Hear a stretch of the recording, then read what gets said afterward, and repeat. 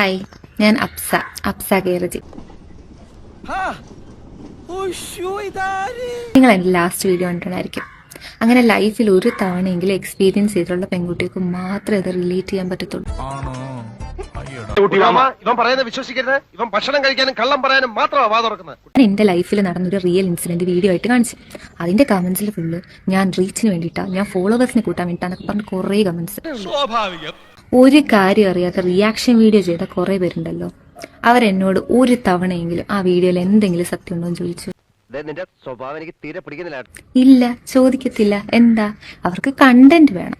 Content ഇല്ലാതിരുന്ന സമയത്ത് പുതിയ കണ്ടന്റ് കിട്ടി, അതുകൊണ്ട് അവരത് ആഘോഷിക്കും. നിങ്ങൾക്ക് എന്തിന്റെ കേടാ, നാണമുണ്ടോ? ഞാൻ നിങ്ങളെ കാണിച്ച കുറച്ച് സെക്കൻഡ്സ് വീഡിയോ മാത്രമേ നിങ്ങൾ കണ്ടിട്ടുള്ളൂ.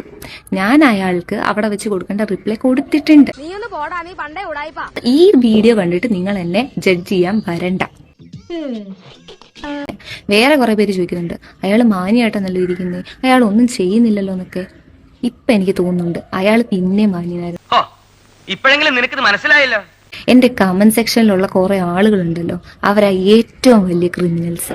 നമ്മൾ പേടിക്കേണ്ടത് അവരെയാണ്.